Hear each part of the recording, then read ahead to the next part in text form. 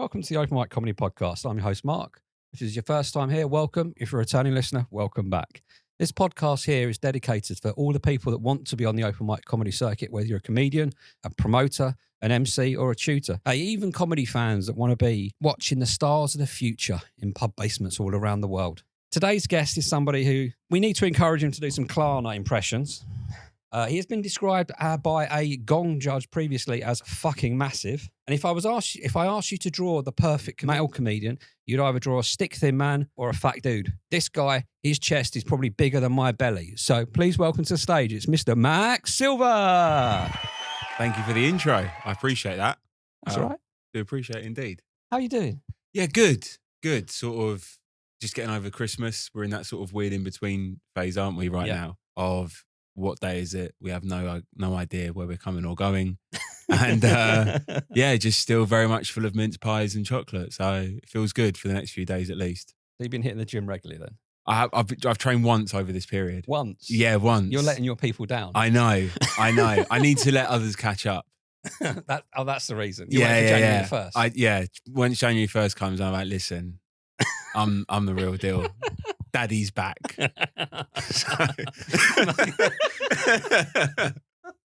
I'm not cutting that out. So we met back in, I think it was around August time. Yep. And around that time, he said, I want to be on your podcast by the end of the year. And I appreciate it. And you just sneaked in. My hand job must have been that good. Well, it wasn't the hands. But I was quite interested to have you on because a lot of the people we've had on in the past are some more experienced, been going for a few years, et cetera, et cetera. But you've only been going really for about 6 months-ish? Yeah, started the showcase thing. We'll get onto that in a bit, but at sort of the end of April, but then didn't do my first gig until the back end of May. Yeah. Then took a month off for the Euros. Yeah, complete waste of time that turned out to be. Yeah.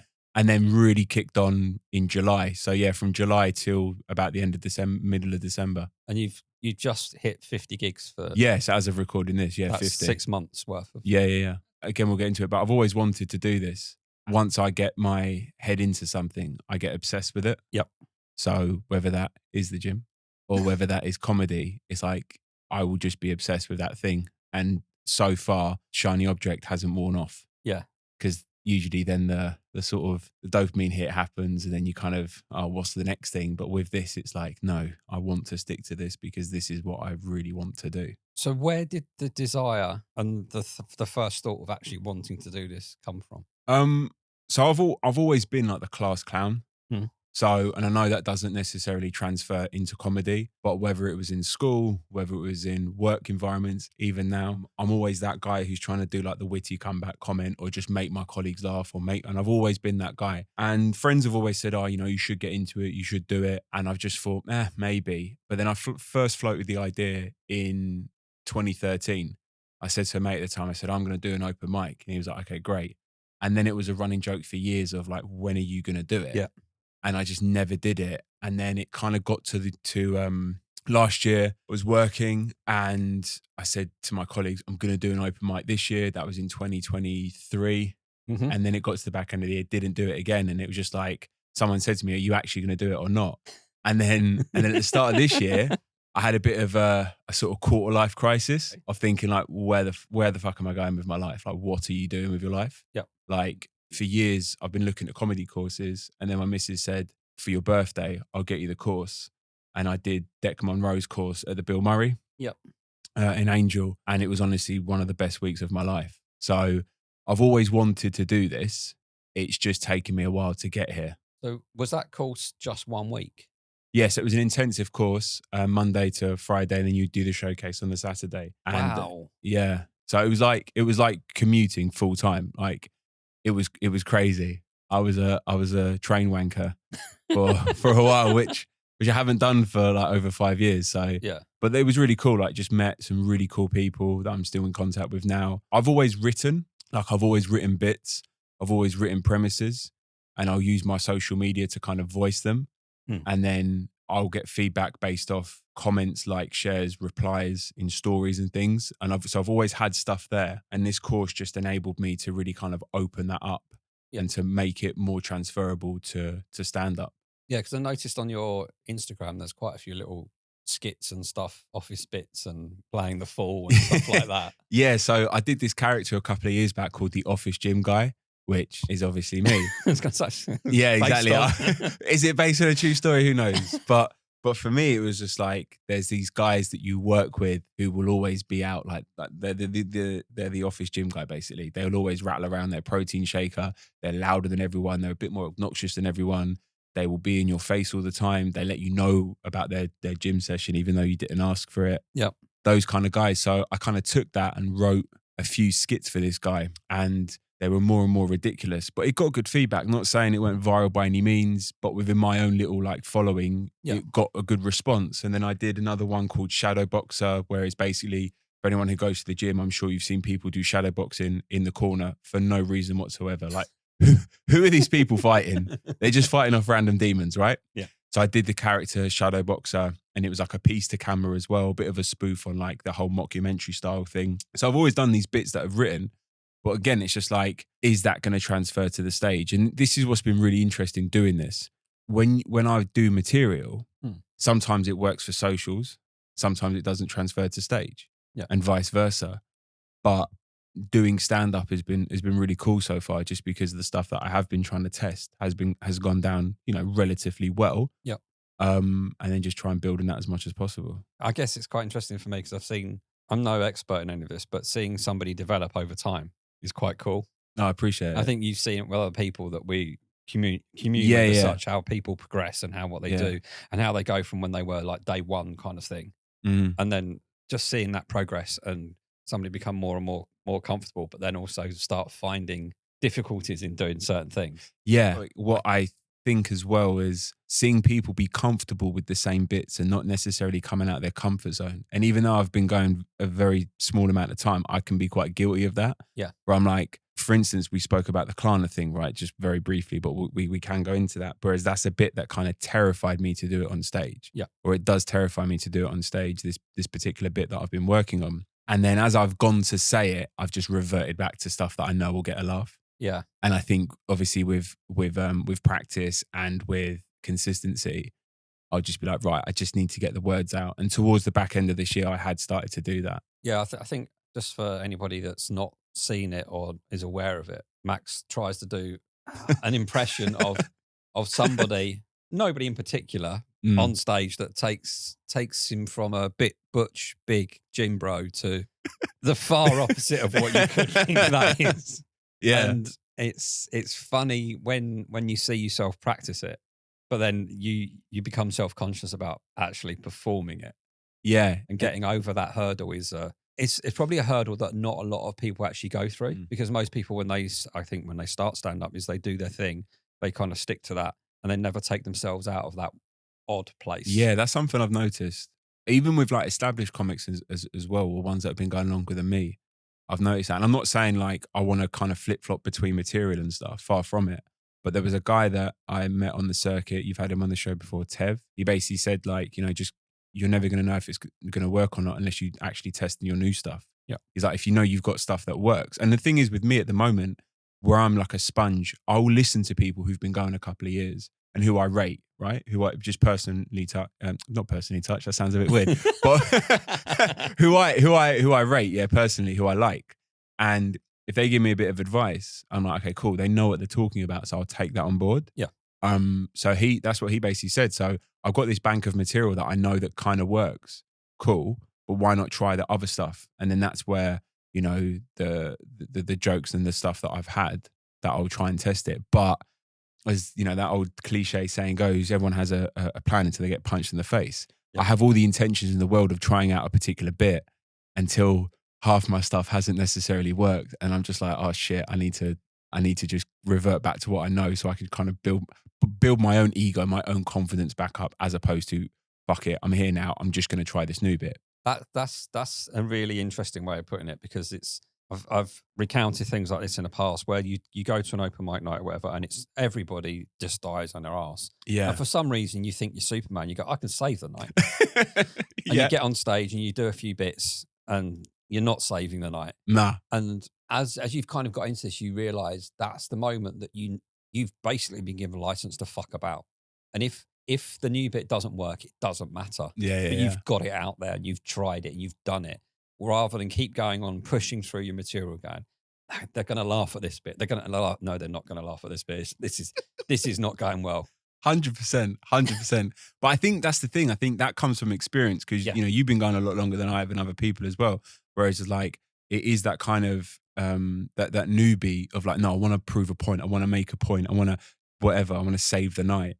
And more often than not, you don't. You may as well just, as you say, throw caution to the wind, try out a new bit if it were.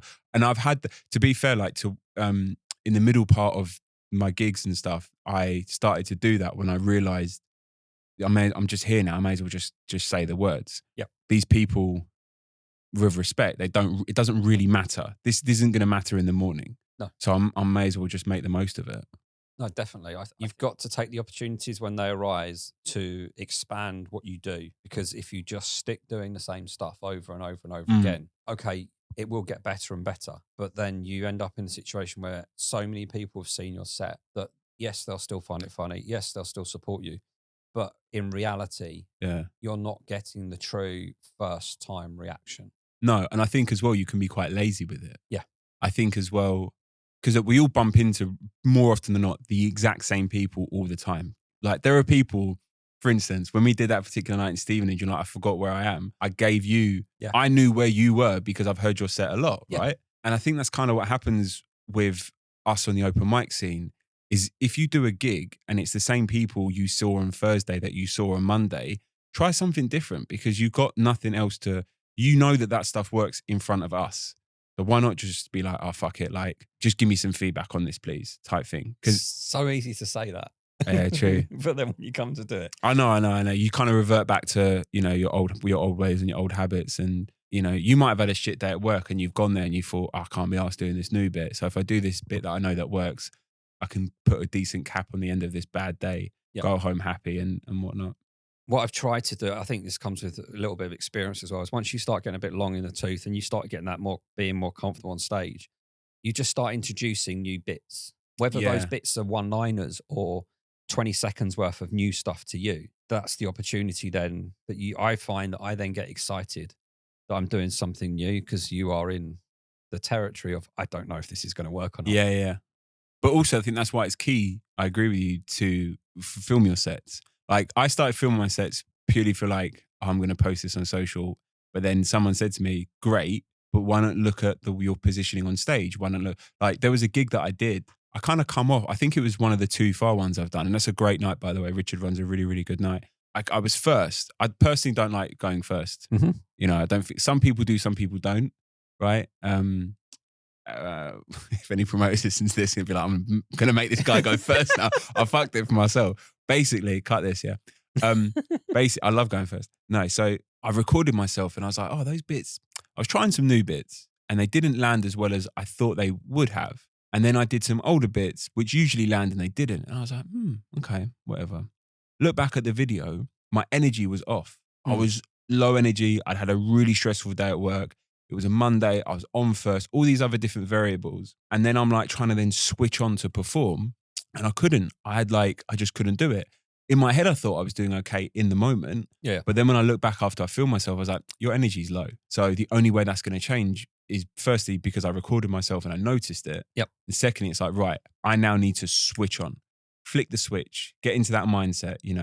I'm here to make people laugh. Yeah. It's not about me. It's about them. I need to make these people laugh type thing. Right. Yep. Don't be so selfish. And yeah, and I think, and then moving forward from that, I've really made sure my energy's higher than it needs to be. Yeah, I do think there is a point where if you get onto that stage, and I say this so many times, is that clapping stops as you go to reach that microphone and you're fumbling for the mic, ripping it out of its holder. You hate me doing that. It's so fun.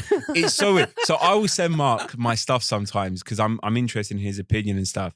And literally he goes, that was a really good set, mate. However, the way you keep taking that mic out, you are wrestling with it. Yeah. I try my best.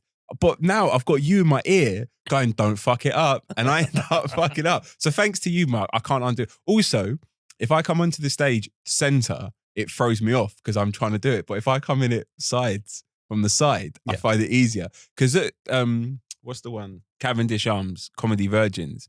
you go down the side sometimes depending on where, and you go down the front, sorry, depending on where you're sat. Yep. And I'm like facing the mic and I'm like, how do I get it out of its, how do I do this in one swoop? Yeah. You know, without looking like an absolute idiot. Because the funny, I know nobody ever sees this, but it just makes me laugh, is that you're the biggest guy I know, the strongest guy I probably know.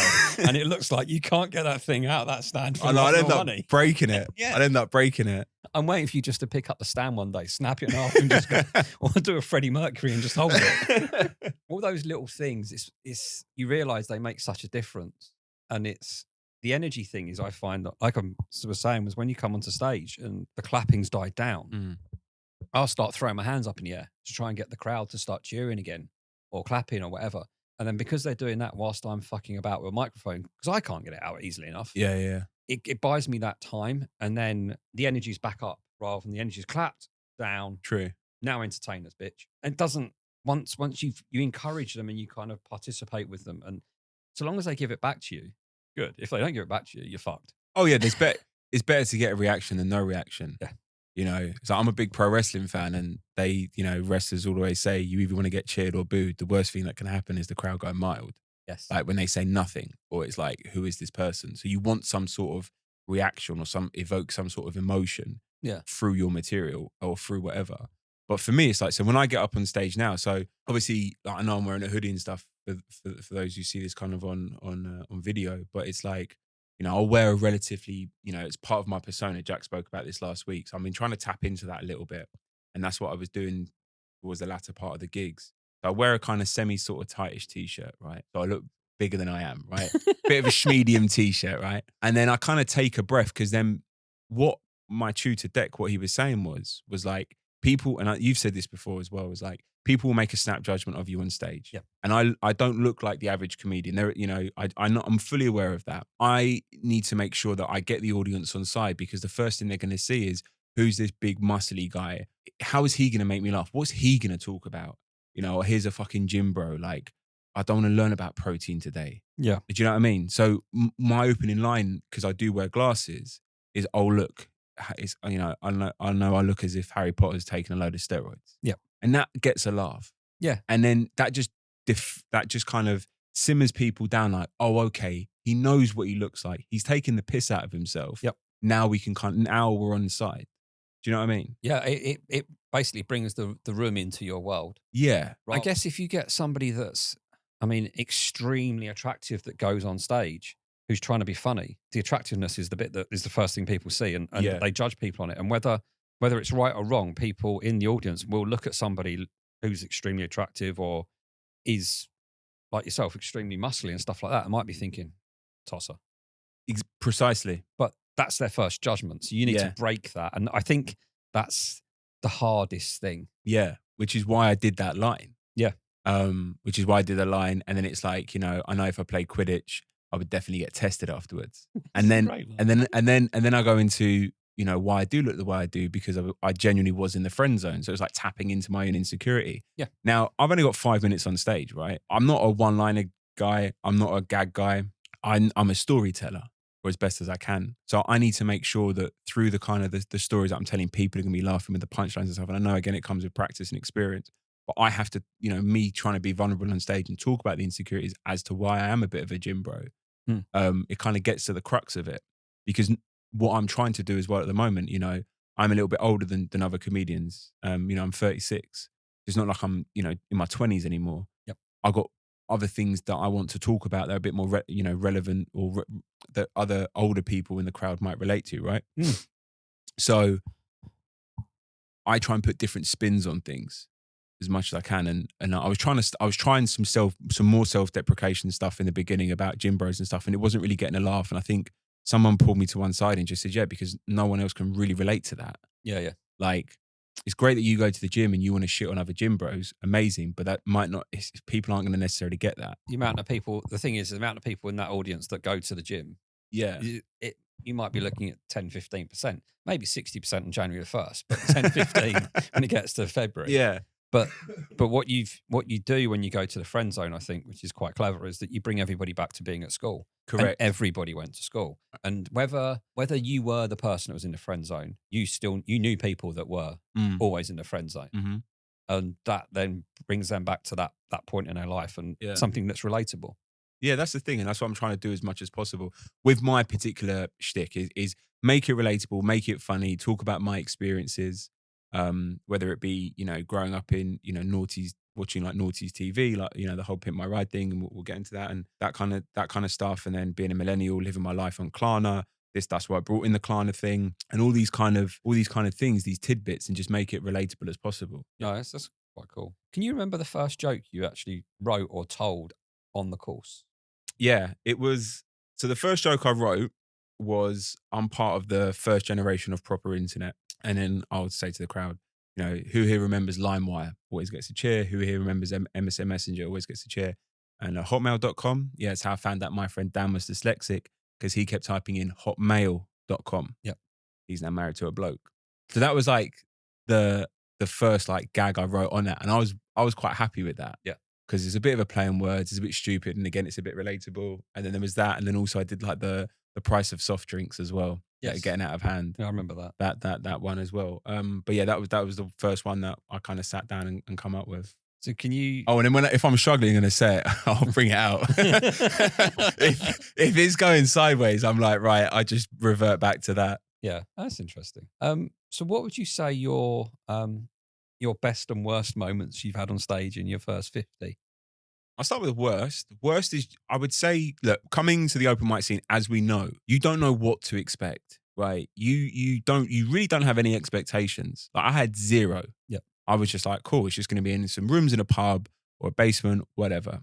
But there was this one particular gig early on, and it was in a fondue restaurant in near Box Park. And if anyone's like listening to this, you might know the one that this is. It was about 12 people there, and most of them were comics. And I was just like, oh, this is rough. And then I was on in the second half, and my mate had come down because he was like, yeah, man, I'll come. And I was like, yeah, sweet. Because I was just like, yeah, I assume it's going to be a restaurant. There's going to be people eating, whatever. And it wasn't the case at all. And by the time I'd gone on, because it was a non-stayer, non-whatever, it was like him and 3 other comics. So I performed to 4 people, and I did my set, and I was just like, okay, this is one, this is a box tick. This is experience. This is cool. It is what it is type thing. I didn't think anything of it. Yeah. But that was horrendous. And also just other gigs going, like there are some really weird promoters in this game. I think we can agree, right? And just some of them are just, I don't know, they're just rude, or they're just arseholes, or they're just like their personal skills, or they've got their favorites and they just like give you no time of day. And it's like, well, why have you accepted the booking? But your job as a promoter is to make sure people are at ease, people are cool, work the room a little bit, network. We are, you set the expectation as a promoter of how the night is. Yeah. This guy was just a bit of an arsehole, and I was just like, it ain't going to go well. And it just sort of didn't. But on the flip side, the best ones, every time I've done Phono, shout out Dean. Yep. For one night only in Hitchin, brilliant crowd. He's a fantastic host. He makes everyone feel welcome. He sets the tone, and you just know you're dealing with more of a professional outfit. There's some been crackers as well at Comedy Incorporated. Yeah, a couple of G&B ones as well. But, for the most part, I haven't had like a massive stinker in that I've had no laughs whatsoever. Like there's been times where it hasn't been as much as I'd want.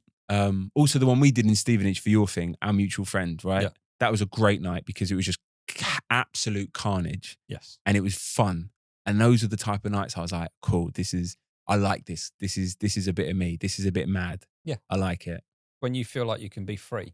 Yeah. The rooms kind of gives you permission to say whatever you want to say. Yeah.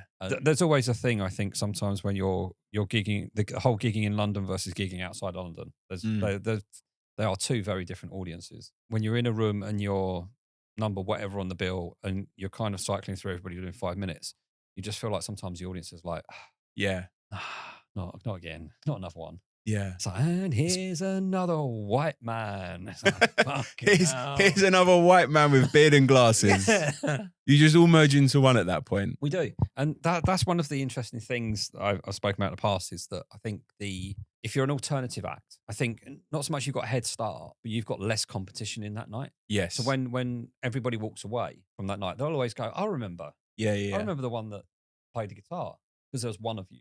Yeah. But they won't remember 6 of the people that look the same. No. Not similar stuff, but it's more run of the mill standard.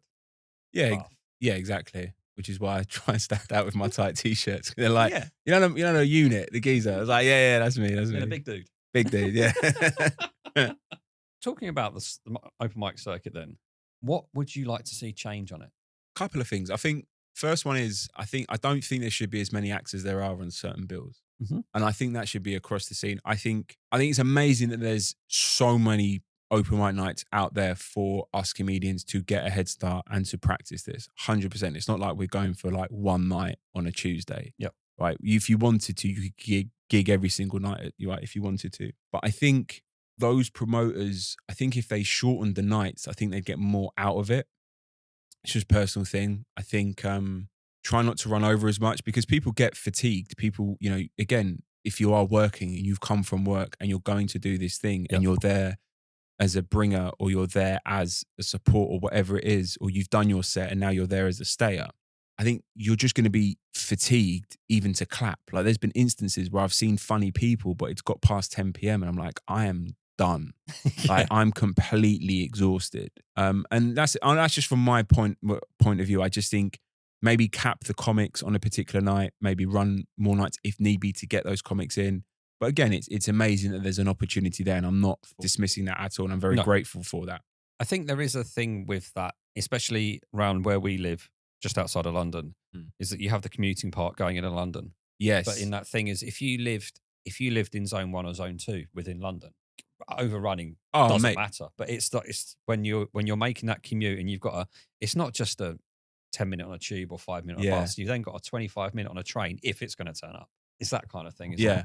I think there should be more support for those who are coming in from outside of London. As in, like, look, mate, if you need to go, go. Don't like, if I say to a promoter, look, mate, I got to shoot. And then they look at you like, well, you're not a supportive act, so we're not going to book you again. Yeah. I think that's bollocks. I think we've all got lives outside of this. No one is, you know, we don't have to do this, right? And don't get me wrong, the promoters don't have to put on shows. But equally, I think if there was a bit more leniency to someone who was coming from outside London, because you have got to get connecting trains, you have got to make it back on time and all the rest of it. And, you know, you have got a life outside of comedy to kind of lead.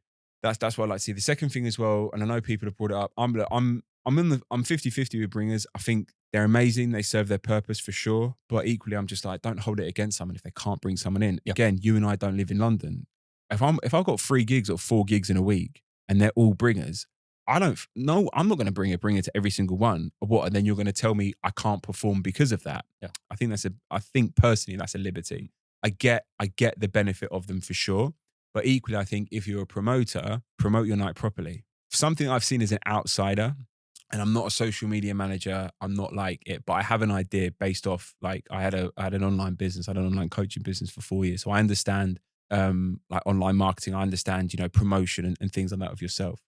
I don't see enough of it from promoters for their thing. They put up like one wanky post of, you know, Mark's on the bill, John's on the bill, Dave's on the bill. Someone looking at that is going to be like, all right, cool. Why the fuck should I come?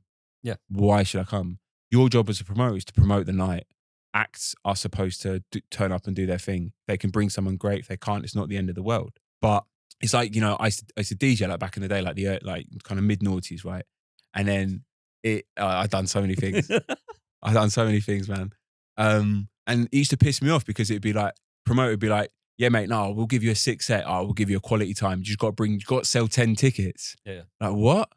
Yeah. And then Matey Boy would be like a shit DJ, but he'd get prime slot because he bought 50 of his mates. Yeah, yeah. And it's kind of similar in this kind of situation as well. It's like, hold on a second, your job is to promote the night. You don't do anything on socials. You put up one ticket link every 6 weeks. Yeah. Of course, no one's going to come to your night. So I just feel like there should be a bit of back and forth between acts and promoters to kind of promote the night. Some do it better than others. Yeah, yeah. This one might be a little bit controversial as such, but sometimes I'd rather pay and not bring anyone. Yeah. I'd rather make a donation contribution or whatever to the night to perform and not bring anyone. Yeah, that I agree with. I think the $5 alleviates the stress. Because also, right, if your mate has seen your set so many times, I only know so many people. And then I think someone else said in your show before, like, okay, cool, so you're going to bring a bringer. They're just another comic. So you're not really bringing anyone. You're just bringing another comic to sit in the crowd. You're not actually advancing anything. Yeah. and all that. Do you know what I mean? It's not like a real member of the public. Yep. Like the good thing about the phono gig is they're real people. They're proper punters. So as as a performer, you actually go the extra mile because mentally you're like, fuck, I want to perform to these people. Yeah. Do you know what I mean? That I think stuff like phono is kind of unique, isn't it? In that It is so unique. Yes, you would class it as an open mic night, but it's probably not really an open mic night. No, it's like a semi-pro night. That's how it feels. Because the acts get, usually most acts will get 7 to 10s anyway. Yeah. Headliner's going to get a 15 or whatever. If you do the MC spot, you'll get paid. Mm-hmm. And because it doesn't happen every single week, there's an appetite from the crowd to want to come along. Yes. Whereas in London, when there's such a saturation, there's 5 gigs on every single night. Mm-hmm. And you're relying on people that are going to be walking past the pub and go, oh, I'm just going to go and sit there and watch some random people. I have no idea who they are. Yeah. Which, and again, I get it. Like we've been in pubs before where the promoter will do like a whip round for people who want to go see comedy. But from just talking to promoters as well, I think sometimes there's a big disconnect between promoters and venues, which I also find really strange. Like, you know, we know instances where the venue has half complained that there's a comedy night in. Yes. It's like, what are you talking about? You're getting an extra 300-400 quid in your bar on a Sunday that you would never have before. What are you talking about? It's weird. So it's really weird. So I think there should be more of a connection between the promoter and the venue. No, I do agree. I think there's kind of like a dream wish list that as a comic and probably as a promoter of what we all want from it. Yeah. But nobody has the answers to say this is how we should be doing it because there is no answer. I think something Jack Kennison mentioned in his episode was about having more showcase events. Yes. So you basically end up with more phono style nights. Yeah. So I think a good thing is that is like if that's, as I think you mentioned, because you mentioned the OM, you know, great opportunity to kind of to test out stuff and all the rest of it. But then it's like if you were to do well on that, then you get the kind of the bump up to that kind of showcase night.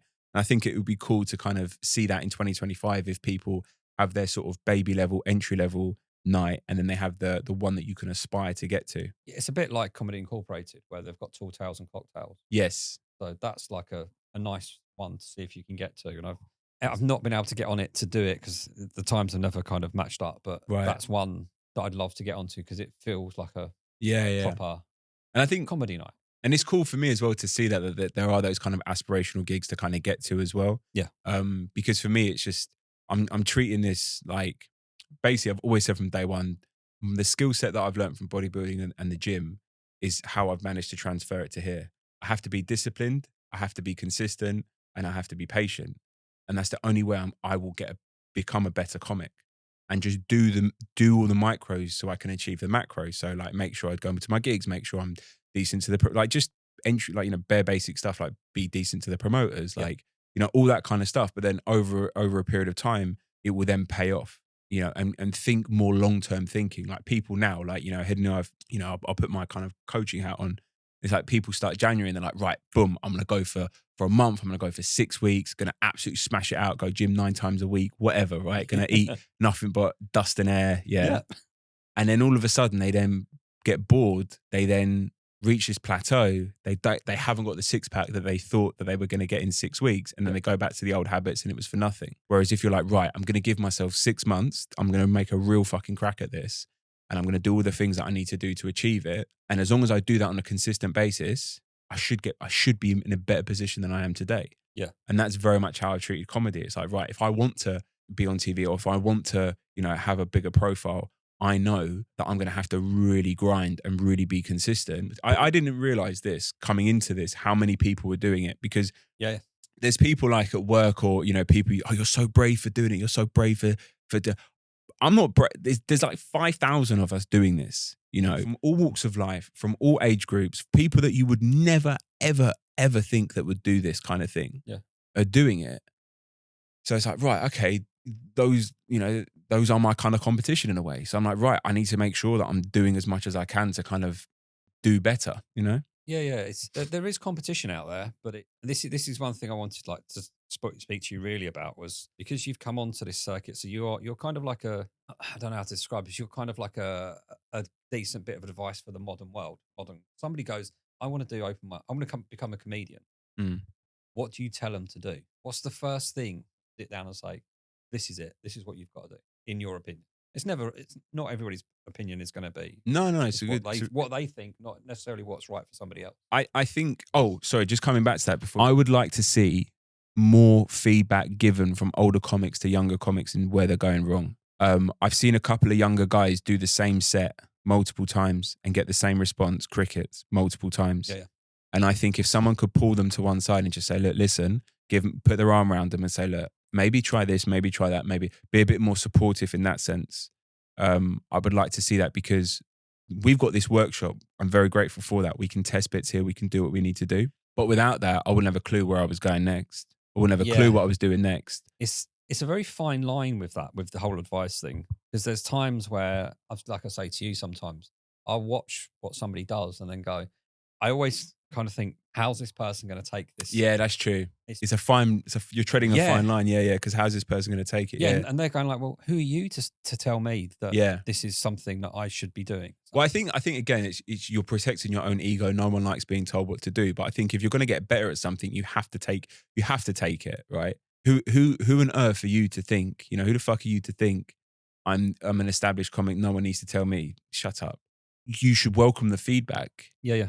But also equally, don't listen to 5,000 other people. Maybe take what they say with a pinch of salt. Maybe try it. But yeah, what would I say to someone getting into this? It depends on you as a person. Personally, I'm very, very analytical with certain things. Like, I'm very cerebral. Like, I have to kind of know all the things before I do the thing, type thing. I have to have not all the answers, but I have to have an idea, which is why I wanted to do the course. Because I was like, right, firstly, I have no idea who to contact or what to do. So through the course, they gave you connections and how to email venues and all the rest of it. So that's amazing. Secondly, it was in how to deliver your material, how to construct the material, which I think is just very, very useful, because it just helps you iron out a lot of the bad habits that you would pick up. How to kind of stand out, how to create a persona, all these kind of things. So I think getting onto a course for me, I think was great. But then I've heard people that have done your podcast who never did that. Paul Surtees naively did a fucking gong show. Like, for his first show, bro, I was having palpitations listening to that. I was like, there is absolutely zero way I could ever do that. I wouldn't have a clue what to do. Yeah. But he did it, and that was worked for him. So there's no right or wrong answer. This is just for me personally. And then it's just get out there, and then it's be patient, be consistent, and then just be relentless with your gigs as much as you can do. Like I live, outside of London.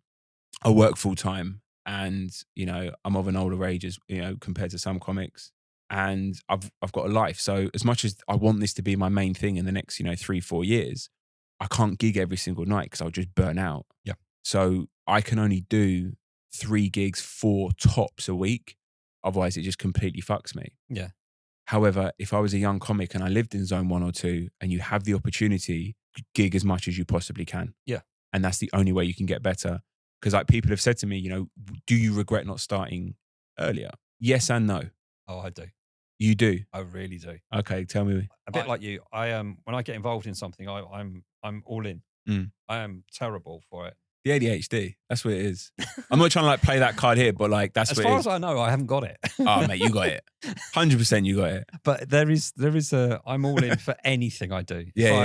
If I took up cycling, and it's just like, no, you're not getting a Halfords bike. You're going up a level. You're going up. And then, and then you're starting cycling around, start doing mountains in south of France and stuff like that. Right. And it's like, I'm going all in for this. What I've realized here is that comedy has kind of become a way to reinvent myself from my youth. Oh, I like that. And I found people, many, many people on this circuit that I absolutely love and adore and have got so much time for, that are willing to give their time for me as well. And you've met a whole different scheme of people. But most people, in my eyes, is if you work in an office, most people are the same. Yeah. There's not that much variation in, but you go to an open mic night and you speak to 10 other people. The chances of them being all the same, their backgrounds are not the same. No, that's true. And getting to know people like that then opens your horizons. And I always thought that me going on stage I've grown to love it now. Right. When I don't do it, I miss it. Yeah. And when I get to the point of I know I've got a gig coming up and I haven't gigged for a couple of weeks or whatever, it's like, if I know if it's a good gig night, I'm like, yeah, If it's a G&B, it's going to be settled in straight away. It's going to be fine. If it's going to be a phono, I know I can mess about and I'm still going to do fairly well. Yeah. If I pick another random one or whatever, and it might not be so good, I'll be like, nah, but I'll still be excited for it. I'm like, I just want to get back on that stage again. Yeah, it's addictive. It is. It's the best and worst thing that can happen to you as a comic, I think, is when you start out, is if you do a course and you do the showcase, the best and worst thing is if that showcase flies. Because it gives you that self-confidence, and then all of a sudden you think you're Billy Big Bollocks. and then you realise 2 weeks later, no, you've got a lot of learning to do. Because I've discussed this before, is that you've done 50 gigs. Your average set length is probably still 5 minutes. Yeah. With a few 10s and 7s chucked in there. Yeah. That's 250 minutes of stage time. Yeah, it's a lot. It's not. You think about how good could you be at your normal day job by doing 250 minutes worth of training? You wouldn't be proficient or an expert in it. You see what I mean? Which is, yeah, I get that. But I think that's why if you try and gig as much as you can on a weekly basis and do what you can as much. I get what you're saying. So you're saying if you started this earlier, you would have had way more gig time. 100%. Because, yeah, I get that. I think for me, because I was thinking about this on the way here, and it's like, yes, I would love to have started sooner. Who wouldn't, right? But the person that I was 10, 12 years ago is completely different to who I am now. Yeah. You know, I was working in the city. I was still living outside of London. I was very heavily, into my bodybuilding and things like that. You know, even when I started this stand-up, right, my mate said to me, you do realize you have to be past 9 p.m. I'm Mr. Go to bed 8:45, 9 o'clock, get up at 5:30, right? Okay. That's who I used to be. And the reason why I got into stand-up is, again, it's like, if not now, when, right? I had the quarter life crisis, Mrs. bought the course, whatever. And I'm a completely different person to even who I was at the start of this year, right? So go back 12 years, I am Mr. Disciplined. Everything is precision, no days off. It's like Mr. Everything's dialed in. And as I've gotten older, I've been a bit more relaxed towards it. Now, if I'd have got into stand-up then, I don't think one would have had to have gone, because I couldn't have, my work would have maybe suffered more. I mean, I'm fortunate now, where I do work full time, but my job, they're quite flexible. They understand. However, I'm good at my job that I do. So as long as I'm, that never falters, right? I've got energy for everything. So I couldn't have done it earlier, because at that point in my life, I couldn't have done it. Whereas now I'm like, right, all my habits are in place. Like I've even said to you, like I get home and I take like ashwagandha, I take magnesium, I take these things to bring me down. Yeah. I don't really drink. I don't really do anything else. So I'm in a better position now because of the habits that I've built over the last 10, 12 years, so that now that I'm doing stand-up, I can incorporate it into my life and it fits. Yeah. As opposed to, oh, fuck, when am I going to do this? Oh, shit, how am I going to fit that in? Whereas everything right now fits. Yeah. Going back to that, just for anyone who wants to get into it, just do it. Like, you don't get better at watching, you don't become a better driver by watching YouTube videos. You become a better driver by driving a fucking car. Yeah. It's the same as stand-up. You can watch all the stand-up in the world. You can listen to all the things. Like you said before about being obsessed. Like leading up to doing stand-up, I'm obsessed with stand-up. I'm obsessed with behind the scenes stuff. Yeah. I listened and watched documentaries about Mickey Flanagan and how he started and the age that he started, which I could quite relate to because he was a little bit older, and how like it took him, he was on the circuit for years, and it was 10 years to be an overnight success. So it's understanding that, look, what I do in the next couple of years within stand-up will be great. Yeah. But if I'm to be doing this for the long term, it's only setting a small foundation. It's not really going to have that much of an impact because I need to be making sure I'm doing it as long as I possibly can. Yeah. I just think I'd love to have been on stage. I don't know. There was a period in my life where I was working in London. Right. And commuting was an absolute arsehole. Yeah. So I ended up renting a flat in London. And if I could have done that now, I would have been open micing every single night. True. If I knew what I knew then, I'd be like, I could have just done it. But then again, do you think there was as many opportunity? That's interesting, because I didn't realise the opportunities were here now that they are. When I did this course, like you, I came out of it with a few like links to a few things to do. And my brain went, oh, okay, there's a few things to do. And my brain was like, oh, well, I might do like one a month, one every fortnight, something like that. Because you've had the high of the very first one. You're thinking, I'm the Don. I am the new big thing. I don't need to work at this. But until you get into it and then you flop and you're like, shit, I do need to work at it. The one realization I think it's a naivety thing. Is when I got into this and I started looking around like all the big comedy clubs in London, going, oh, how do you get involved? Yeah. Not like I'm going to be on a Friday night bill, but you go, oh, they've got new act nights. Yeah. So but they're not really new acts. No. So I emailed a guy and say, oh, I'd love to be on your new act night. I've just done a course. I've just finished it in the last 3 weeks. I'm really keen. Love to do 5 minutes at your club. And he's just like, yeah, come back to me. You've done 150 gigs, mate. Yeah. And he's like, yeah, that's new. Yeah, it's a weird industry like that. But you don't get that until you're in it. Yes, that's true. And we'll think about people's perception of comedy. Like I will say to people, I'm doing my gigs and stuff and all the rest of it, and then they're like, "Oh, do you get paid?" And I'm like, and this is how I have to use it as an analogy. I'm basically doing the Sunday League version of football, but within comedy. Yeah. If I'm a Sunday League pub player, I do not get paid to play. In fact, I probably have to pay them my subs so I can play football. And it's the same here. Like we are not, but people's perception is, oh, so you do a couple of gigs and you're on the Comedy Store, or you're doing the Apollo, or do you know what I mean? And it's not until, again, as you say, you're in doing this that you realize a few truths and you realize the behind the scenes of things. And also, like, you also realize it can be a bit cliquey, like any industry. Yep. And it isn't necessarily what you know, it is who you know. But I think if the principles of being a nice person, not being a dick, and just, turning up every single time and putting yourself out there. I think sometimes with comics, and it can be difficult, you go to a gig and you're kind of in your zone. And again, it depends on the frame of mind that you've had throughout the day. Sometimes you're like, I just want to do my set and just get on. Other times you might be a bit more social and chat to the other comics. Other times you're in your zone. So there's only like a small frame or a small window where you'll speak to other comics. And usually the conversation is, and maybe you guys listening will nod along, is, hey, how's it going? Yeah, good. You? Yeah, man, I did G&B the other night. I had it go. Yeah, it was all right. No, how about you? Yeah, I did Comedy Incorporated. And you do the whole thing. Yeah. And then you kind of go back to it. Like you don't talk about other things. It's just purely about comedy. Yeah. And the conversation's very much the same.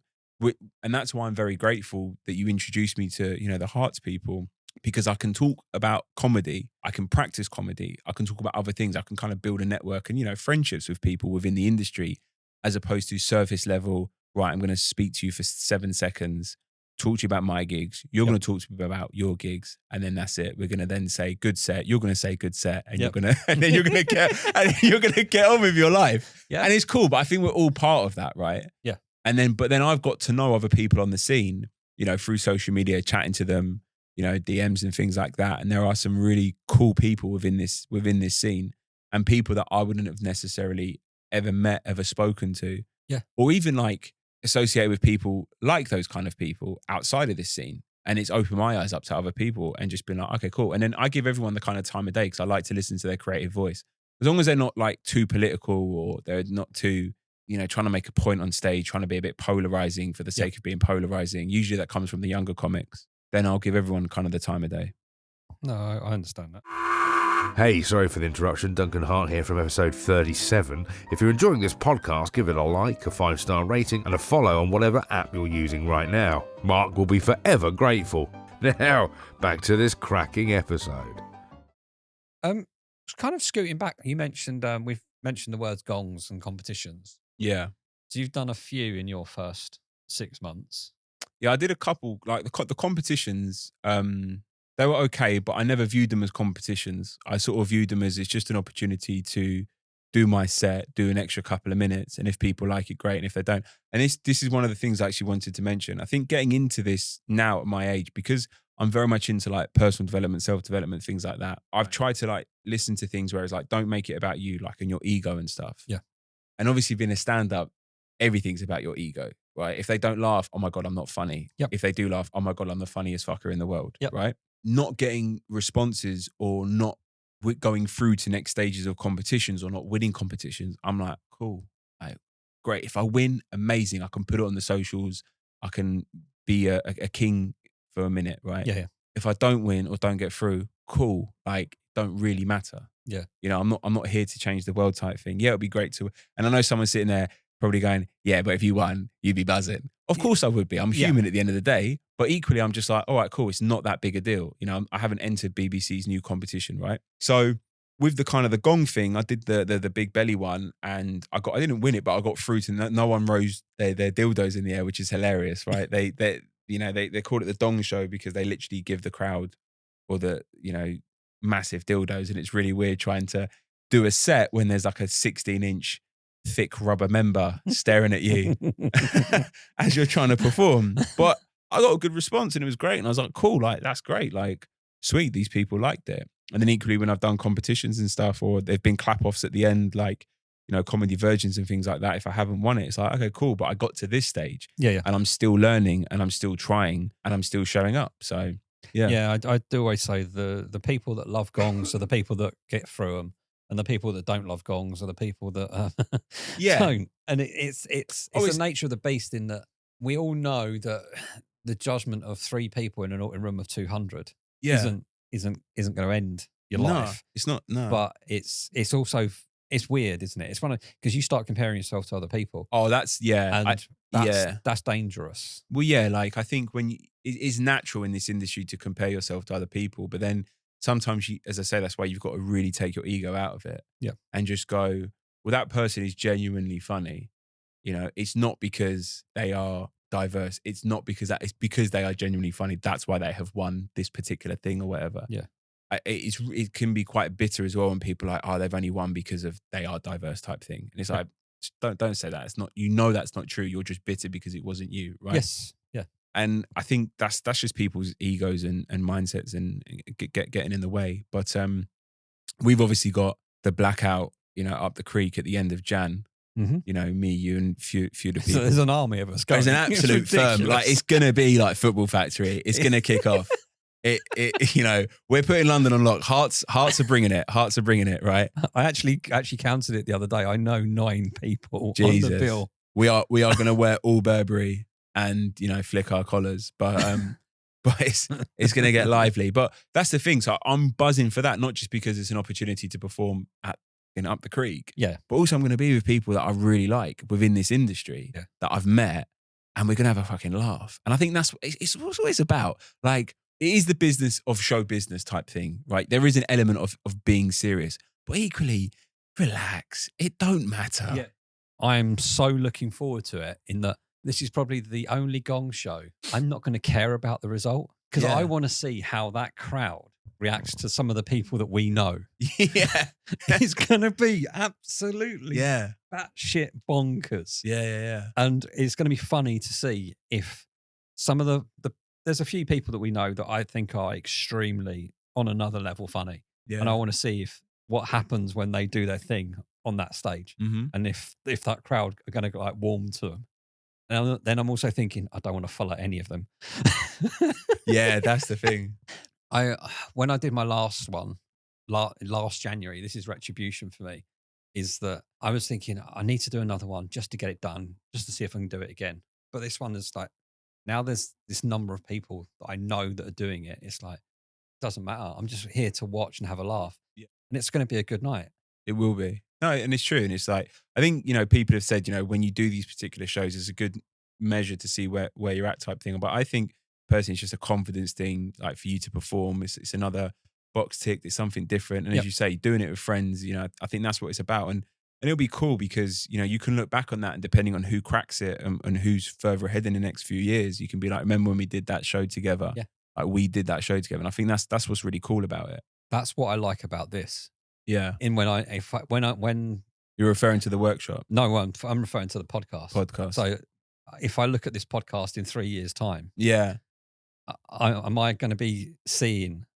Yeah, that's true. Whatever? I mean, I've already seen. I remember I put up like Hassan Al Habib. He was in the BBC comedy semi-finals. Yeah, and just like that dude, I've met him like 5 times. He's the nicest guy in the world, and he's done my podcast twice. I love him, and he's on the BBC. Yeah, that's a good way. Yeah, and you're just like, I have this thing with. It's not like they're my children or anything, but it's that proud, and I know that guy. He's good, and he's getting the recognition I think he deserves, or she deserves. But I also think with your podcast, this will be your legacy. No, legit. Like I think you being a stand-up, I think you're a great stand-up, and I think you're going to be great. But you've done something that no other stand-up has done, and you've given us a platform to talk. and to share. I think, and I said this to you from day one. I think even before I'd met you, I sent you a DM. Yeah. I said, this is an incredible thing because no one knows about this scene except for people doing it. Yeah. Right? Because you'll listen to you'll listen to comedians on other podcasts, or you'll listen to comedians on other comedians' podcasts who are quite well established. Yep. But no one knows about us. No one. This, as I say, this is almost like non-league football podcast. Yeah, it is. Right. But you're giving us a platform, and I'm grateful for it, and I'm sure everyone listening is grateful for it, and people that have been on as well, because it's a little buzz. It's really cool, and I'm looking forward to seeing where this goes for you next year personally, because I think it'll be great. But it's, the funny thing about this is that you see a lot of the famous podcasts, and people take the advice that they give you from them, and it's all well and true. It's good. It's great, but it's not current. No, their experiences were maybe 5 or 10 years ago, which are probably different because the whole world's changed through COVID and all of that kind of stuff.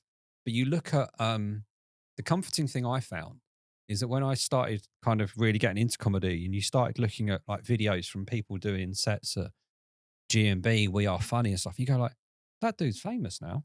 Yeah. Many people probably don't even realize, like Paul Smith, one of the biggest comedians in the country, if not the world at the moment. I think he's one of the highest selling ticket. He was on Have a Word recently. Yeah, highest selling tickets for a single artist. Yeah. It's mental. Yeah. He started doing comedy, I don't know how many years ago it was, gave up with it because it just wasn't for him, then went back and did a course and said, I'm going to do the course. If it goes well after that, we'll see what happens. He did the course and carried on. Never looked back. Yeah. But without that course, he would never have done it. But it's nice knowing that he, for example, has come from a similar situation to where, or he's entered it in a similar route that we are entering it in. So it kind of gives people hope that there is, doing it this way is not necessarily the wrong way. You know what I mean? And like, there's Ishan Akbar as well. If you're not aware of him, he's probably one of the most up and coming comics in London at the moment. He's about to go out on a tour selling out Leicester Square Theatre and stuff like that, which obviously no mean feat. I've seen videos of him doing We Are Funny project from 8 years ago. Wow. And you're just like, yeah, that's mad. That's weird. But I've been on that stage. Yeah, but as you say, it gives you hope. Yeah. It's like, I'm a big fan of Josh James. He also does a podcast as well, but he's doing a UK tour next year, and he was supporting Mo Gilligan. Yeah. And I love Mo Gilligan. Like, he is my top comedian at the moment. And the reason being is because for me, he's very relatable based on the material that he's done. That being said, Sean Walsh has just done a special on YouTube, and that's the best thing I've seen this year. But with Mo Gilligan, it's like his journey, he started doing comedy in like 2012, 2013. Yeah. He's been going for so fucking long, but you don't realize that to the untrained eye. Like, but it does, again, give you that kind of hope, and it does give you that thing of just show up, be consistent, keep doing it, don't get too put down. And at the end of the day, this is all a hobby for us. Don't try and, like, it'd be great to monetize it, but don't let that be your main goal. Yeah. Because otherwise your expectations are so far ahead that if they aren't met in X amount of time, you may just give up at the time where you could crack it. Yeah, there's I can't remember who it was I spoke to about it, was that the theory about wanting to kind of give up because you don't feel like you can meet the aspirations that you actually want reminds me of, like, there's a meme out there of a guy going across, and he's digging, and you can see he's digging his hole across underground, and he turns around at the point that the next spike would release the diamonds. Yeah. And that's that bit keeping you coming back. And I think that's part of the dopamine part as well. Of course. And it's, if you can feel like you're always making progress, then keep doing it. Just manage your expectations. Absolutely. And it's like, whether you're doing like your regular, you're going to that 7 spot, you're doing a paid spot, you're doing 10s or 20s. And, that's my goals. So my comedy goals for next year are to be, doing more 7s and 10s, being more recognized. And, obviously for people saying, would you like to do my gig? If I start getting, more, because I asked someone recently, another comedian, like, who's been doing it a few years, I was like, what's your kind of level? How do you measure success with how far ahead you're doing it? He's been doing it 4 or 5 years.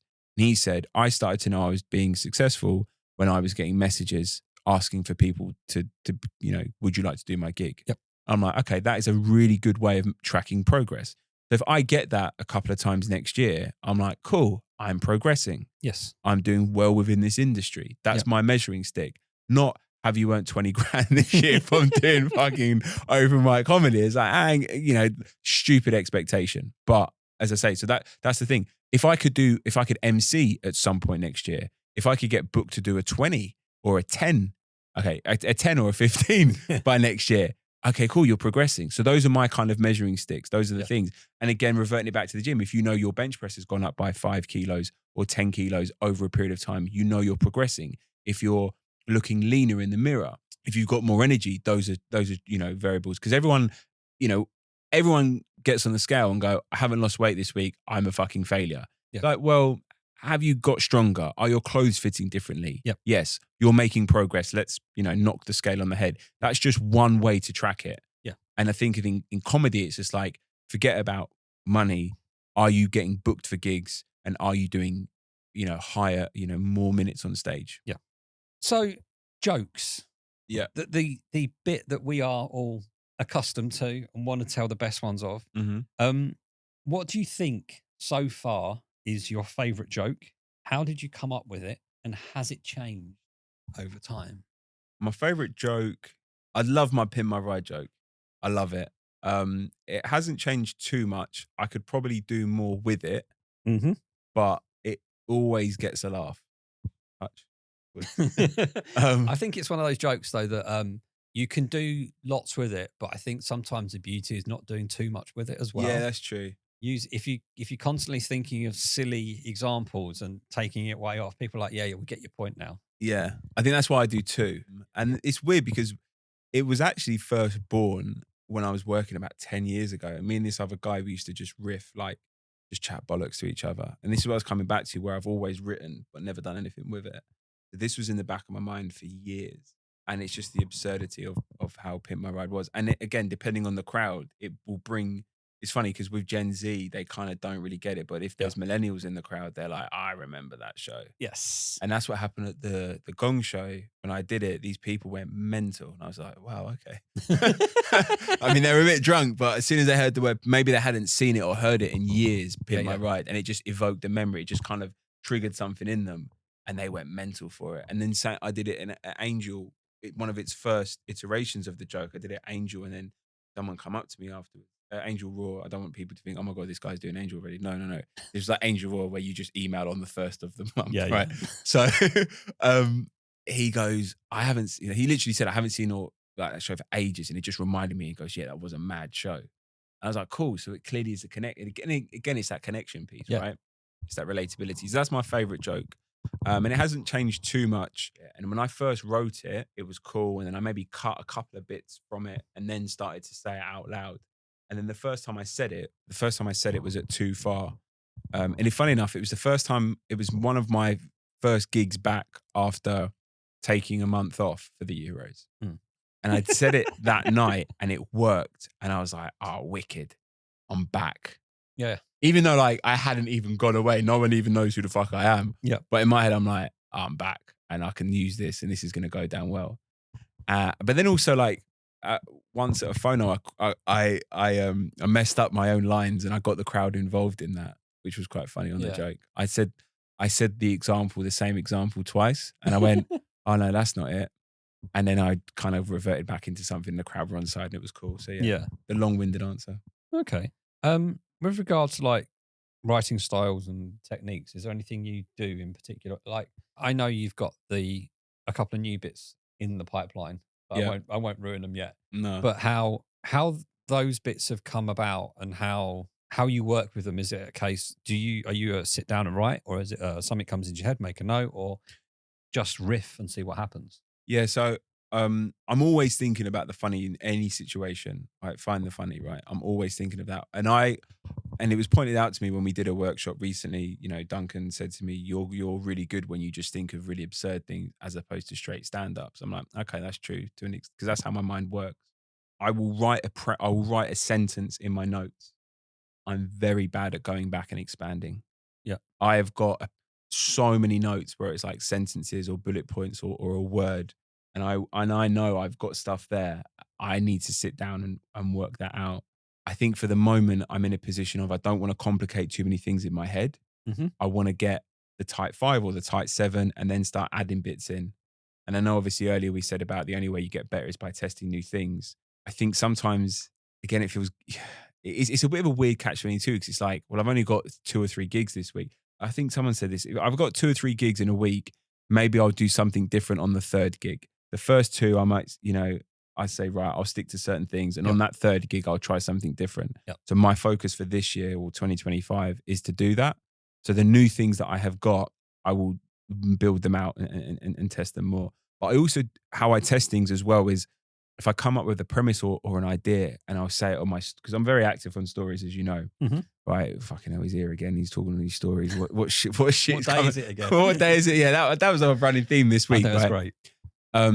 What shit is going to come out of his mouth? And if I get X amount of responses based on something I've said, I'm like, cool, I'll stick with that and I'll just run with it as a premise. That's quite a good idea. So I use sometimes my stories as a way to gauge how well material will go down. Yeah. Because I get a decent amount of people viewing my stories, more so than that have ever come to an open mic gig, put it that way.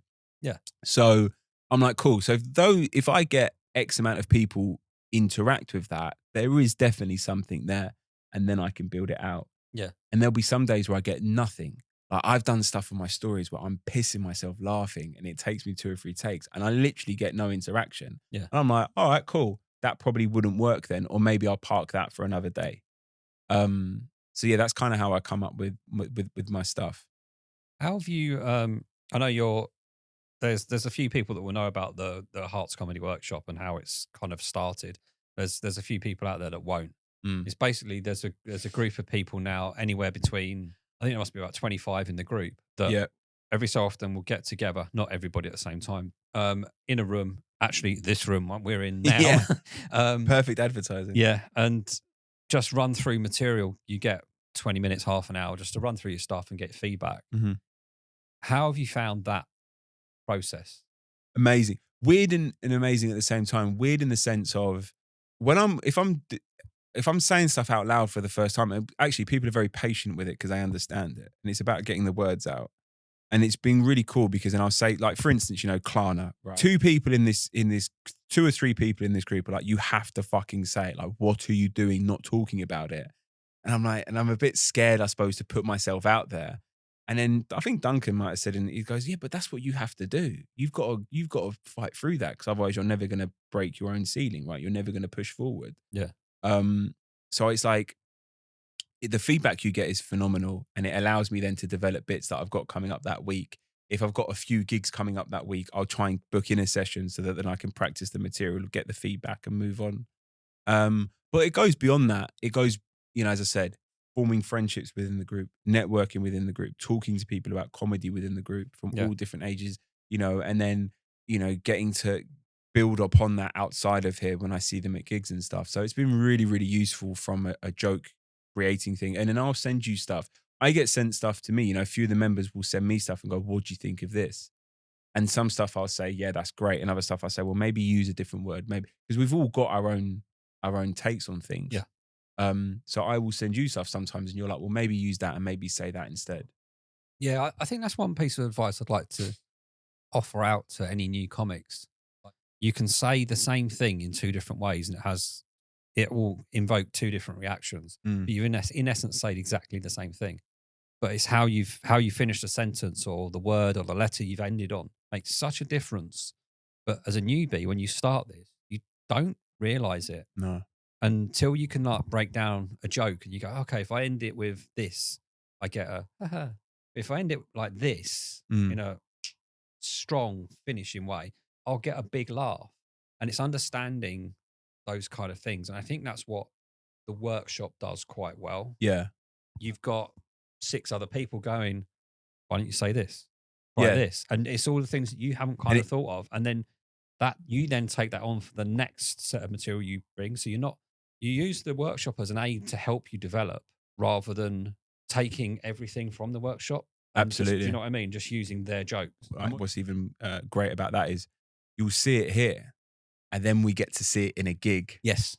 And then you're like, yes, they've nailed it. And it's that support system. It's then coming to them in interval saying, see, and they're like, yeah, and it's great. And then you're kind of building that as supporting other comics, you're really helping them develop. They're helping you develop. And it's really cool like that. And as you say, using different words. And I think that's what's been cool about certain jokes that I've kept in my set from doing this over the year is if I say it in a different way, if I use different, if I pause, if I do a certain look to the crowd, I get a bigger laugh doing that thing. And it's the same joke, but it's the old saying, it's not what you say, it's how you say it. Yeah. Right?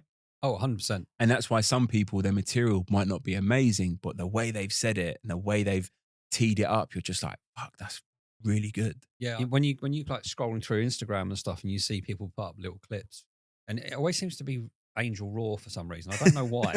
Yeah. It always crops up on my feed and it's almost like, ha ha, you can't get on again. But when I'm watching it and you see somebody standing there telling a joke and you just notice the little pause or the little turn of the head or something. And that's what invokes the laughter. Yeah. And you realize if they didn't do that bit, they wouldn't have, that joke wouldn't land in the same way. Correct. And it's understanding all of that and getting to grips with how to make the funny come out. Yeah. But yeah, it's well, this is it. It's like, so when I first got into this, so I've always been fine, like I've always been doing public speaking, right? But there's a big difference between doing public speaking and then getting on stage and then trying to make someone laugh. Yep.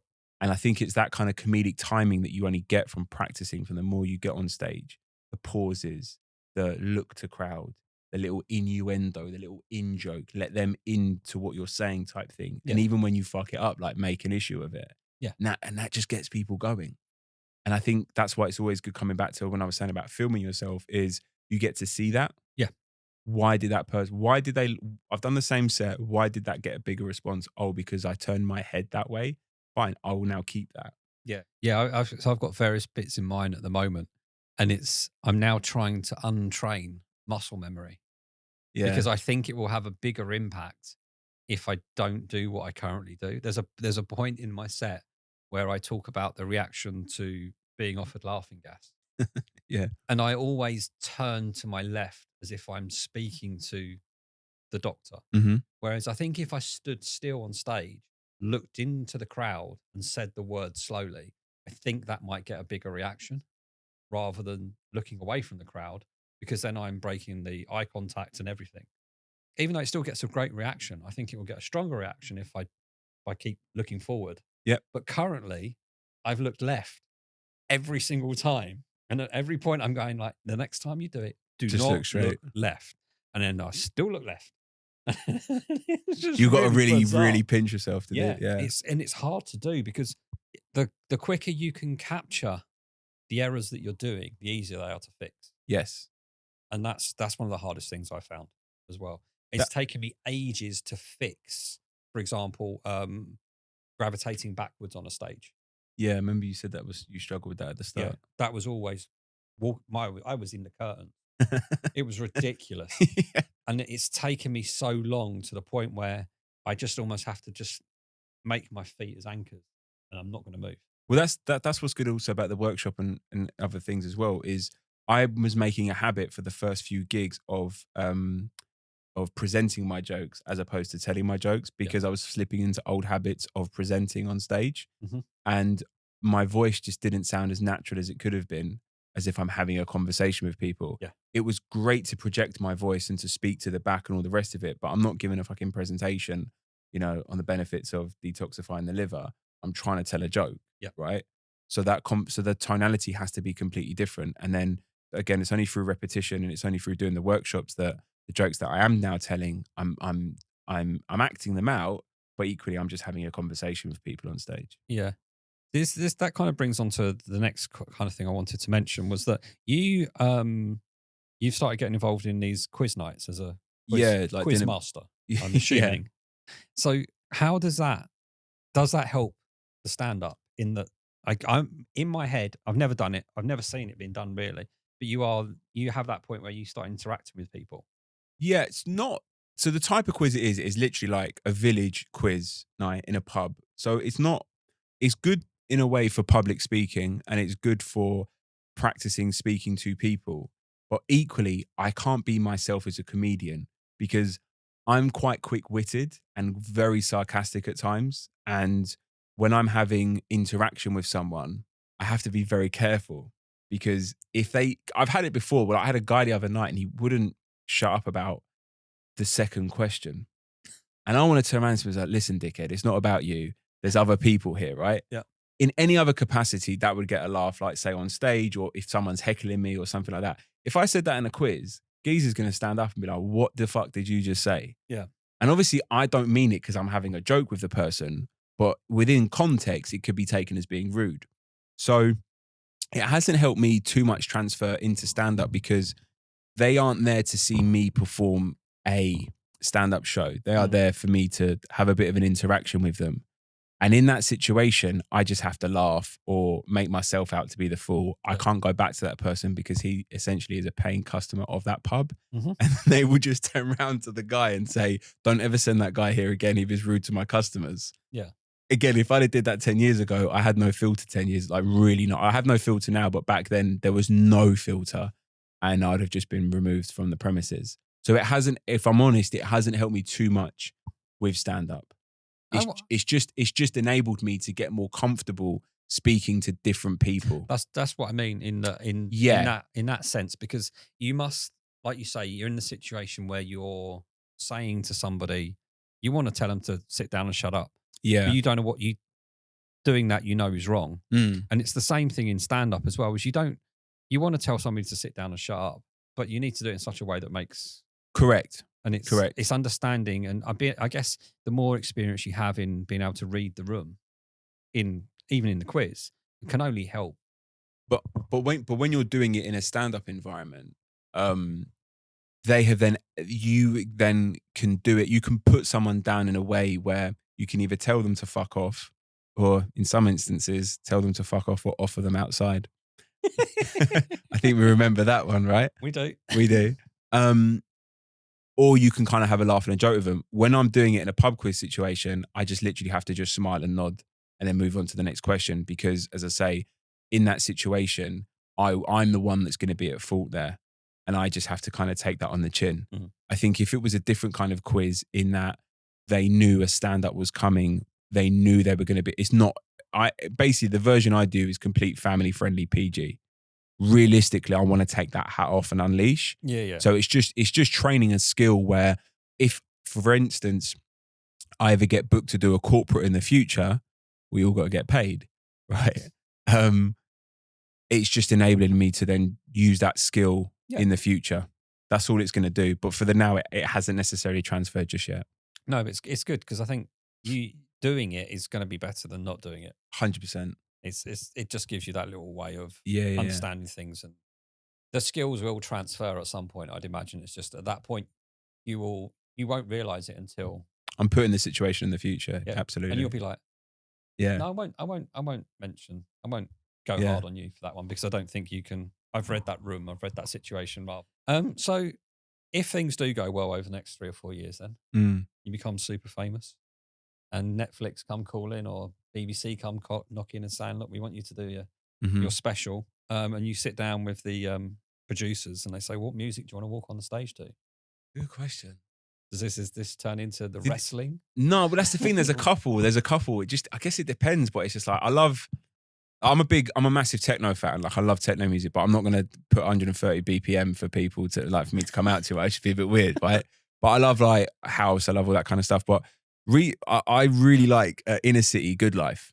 Yeah. Let me take you to a place I know you want to go. It's a good life. Yeah. There you go. I love that song. And I think that'll get people up. And then it's a bit of a random song as well. Yeah. But equally, if I did like, I don't know, some sort of like wrestling music or intro or things like that, I don't know. But I like that. I like Inner City, Good Life. That's like, it's a really catchy tune. Or a really good intro is Crystal Waters' Gypsy Woman. Okay. No, I don't know. It's an absolute banger. Really good piano intro. So just something that people might be a bit familiar with. Clearly you're not. But it's a good track. It's a good track. So that's kind of that's the kind of era, like that sort of early 90s like house vibe. Do you know the song I'd love to see you walk onto? Go on. I'd love to see you walk onto the theme from The Undertaker. The dong. Oh my God. Imagine it. I think people would just be a bit taken aback. They'll be like, What the fuck? What the fuck's going on? Yeah. Well, what did you have me come out to? What was it? Sinita? Yeah, well, I guess we should explain this one is that, and we've alluded to it throughout this episode, is that Max did, I arranged a charity quiz, not quiz night, charity comedy night. Yeah. At a local pub. And I was picking walk-on music for everybody because if anyone listens to this, they know I'm an advocate. We need walk-on music. It has to happen. Every open mic needs some kind of walk-on music. I went round everybody and asked them. I said, I've got this idea for walk-on music for you, but it might be related to your set. So if it's going to ruin your set, like with Lewis, I brought him on to Beyonce. Yeah. I checked with him first. Yeah. And a few others. But I didn't tell you what yours was going to be. I did offer to tell you. You said, I said no. I'm surprised. And if anybody remembers the 1980s hit by Sunita of So Macho, and I will say that when you came on stage to it, you did embrace it. Yeah, flexing muscles in front of the housewives. Tracy's. Yeah, Tracy's were loving it. And that was, but it was nice to see somebody. I think everybody, almost like the walk-on music didn't. It only mattered. It enhanced the act. Yeah, but it didn't interfere with anybody's act as such. No, anybody that wanted to embrace it, like yourself and Chris Alley. Chris Alley, obviously, fucking hell. It was amazing, absolutely amazing. If you've not seen Chris Alley's vlog from that, you Yeah. have to watch that because he was phenomenal. So yeah, I'd love to see you walk onto the Undertaker. All right, maybe it can be arranged at some point. I don't know, because it's quite. The only thing is with the Undertaker music, it's well long. Like when he used to do that at WrestleMania, it's like a 10-minute intro. Yeah. It's more than my set. my music, they were sitting there going, "What's going on?" I'm trying to. I'm really taking us back now. Like I wonder I can't remember what it was. What was the Ultimate Warrior's walk-on music? And he came just flying. that, literally just do that. Yeah. Yeah, onto the stage. Or I mean, my ear is probably like Stone Cold, The Rock, Triple H, that kind of thing. Ric Flair. I wouldn't mind a bit of Ric Flair. That'd be a very niche audience. It would be, yeah. Because the thing is, I've got sets to go for. Like, if I ever get booked to do wrestling gigs or fitness gigs, I've got all that in the pipeline. So that's all good. But from a normal punter's perspective, yeah, inner city good life, that will do. Yeah. So one of the reasons why is because it's such a recognizable intro. And I mentioned it before, like I used to do DJ and sort of like the early noughties and stuff. I was very passionate about music. You mentioned before how you get really into things. Like I was massive. I was a huge music nerd. Like buying records and just staying up and mixing and all that kind of stuff and all that jazz and inner city good, like that piano meant a lot and I was very passionate about it. And one of the key reasons why I kind of got into stand up, obviously because I was passionate about it, but it was also because I listened to a podcast with a friend of mine. If you want to include him in the show notes, please do. His name's called Chris Burns. He's a very, very, very good copywriter. He does a lot of work for big companies, online businesses as well. He's an exceptional copywriter and he used to be a fitness coach like me. And on this podcast, he mentioned, and at the time I was still coaching, he said that the reason why he would never be as successful as some of his friends who are fitness coaches is because he came to the realization that he was more passionate about doing the copywriting for fitness coaches' businesses as opposed to the coaching itself. Yeah. And sometimes when you listen to something and it really genuinely stops you and it triggers a response, and it really stopped me in my tracks and I had to message him. And it was because I realized that although I was passionate about coaching people and helping them, transform their lives and whatnot, I was not as passionate about it as other coaches who were more successful than I was. Yeah. And I was a bit like, well, maybe coaching isn't my calling. I know I'm good at it. I know I can do it. But maybe the reason why I'm not achieving the things I want in coaching is because at a subconscious level, that's not what I want to do. Yeah. And at the time is when I started to experiment with my characters and I started to experiment with different things. And I was trying to relate it back to the gym, but I was trying to also do my own thing. And my page at the time was my coaching business. So some of the stuff just was like, well, why has he posted that? It doesn't make any sense. Yeah. And I was like, well, maybe it's because I genuinely want to try this comedy thing and not think, where's the financial success in this, but do it because it's a hobby that I want to do. And I thought, right, this is the time to do it. So I actually, because of him, started to make the transition out of coaching to get back into full-time work. I then stopped my coaching business, full-time work. And then once those kind of stars aligned, that's when I really considered the comedy. As I say, I was going through the quarter life crisis. Mrs. bought the course or bought me the course for my birthday. And I was like, right, boom, this is it. This is go now. Okay. As we're kind of winding down, and you have listened to one or two of these episodes in the past. Yeah, I know what's coming. I need to put my glasses on for this. You know what's coming ahead. For anybody that doesn't know, I like to set all the comedians a challenge. It's to tell a joke live on stage, nothing unusual, from this joke book called The Little Book of Shit Jokes by Sid Finch. Mm-hmm. The idea is that the comedians get to pick a joke from here, tell it live on stage, maybe incorporate it into their set, maybe use it permanently, who knows? But they don't get to pick it by the words. They only get to pick it by page number. So what they're going to get is a complete and utter mystery. Okay. So I need a number between 5 and 95. And by the way, if you pick a number that's already gone, we go again. And we keep going. Okay. And there's been 50 odd episodes so far. So there's a lot of jokes out here. So I'm going to pick page 11. Page 11. Legs 11. Legs 11 because that is my birthday. And 11th. both of those jokes have gone. The 11th of something. Okay. Not going to pick 11. No. I will pick 29. That one's gone. That one's gone. Fuck. I'm going to pick 49. That's how many games we went unbeaten. I know. I knew it as soon as you said it. Please tell me that's still there. It's gone. Is it gone? It's gone. Fuck. 16. 16. And if 16 hasn't gone, try 12. Oh. Surely it's not. Ah. 16. We have a joke on this page. Okay. The joke I'd like you to tell on stage is I could only ever recognise 25 letters of the alphabet. I don't know why. Fucking hell. Sorry. That is I mean, it is. It says what it says on the tin. It is. It's exactly what it says. What it says on the tin. I'm sure you could do something with it. I don't know what. I don't know why. Yeah. I don't know why. Okay. A name next to it. Nobody else can have it. I'm going to have to get a new book soon at some point, I think. So lastly then, where can people find you? So just Instagram at the Max Silver, and that's THEE. So the Max Silver. And the reason why it was called the Max Silver is because it was like a thing that I used to say to people, like I used to hear on come and say, John? Yes, I'm John, the John Williams. Just something like that. It's stupid. It's very corny, but yeah. Is that Max Silver? What, the Max Silver? The Max Silver.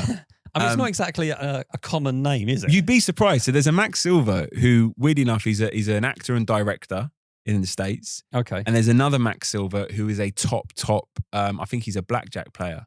And if you Google them, they'll actually come up. So you got Max in the States, but no, in England, it seems to be I'm the only decent one.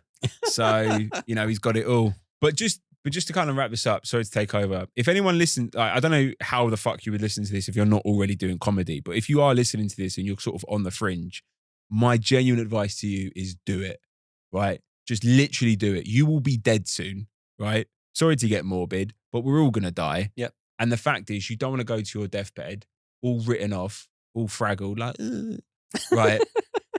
You want to go there. You want to, whilst you got your health, and just be like, I gave open mic comedy a go and it was fun. And it'll be the best thing you ever do because it's such a rush and it's such an incredible thing to do. And it's a really supportive place or industry to get involved in. So literally just do it. You've got the best way to look at it. Nobody cares. Literally nobody cares. The only person that cares is you. And I mean that in the nicest possible way. Just do it. No, I completely agree. We are a long time dead. So make the most of it. And 100%. Even if you do one gig, that's one gig more than the majority of the population. Absolutely. And it's so much fun. And I know there are a few people that have listened to a few of these that haven't actually done it yet, right? And have considered doing it. So yeah, those people I would urge, just give it a go and see what happens. I'll be honest, there are some absolute car crashes out there that do this, right? Comedy's subjective. People might look at me and go, "You're not funny, Max. What are you doing?" Great, whatever, don't care, mate. But there are some absolute, and if they're doing it, you can fucking do it as well. So get involved and do it. And if you are struggling for advice or you're thinking, oh, whatever, message me or message Mark or whatever, and then I'm more than happy to guide you through it. But yeah, just do it. Literally do it. Very wise words. Very wise words. You can find us on Instagram too at Open Mic Comedy Pod. We've got a website, openmiccomedypod.com. I always ask this, whichever platform you're listening to us on, Please give it a like, follow, subscribe, all of that jazz. Comment on Spotify and YouTube if you want. Get us up the charts and get more of these people heard by the wider audience out there. We're growing. So lastly, I'd like to say thank you very much for your time today, Max. Thank you for having me, Mark. And for everybody else, I'll speak to you all very, very soon.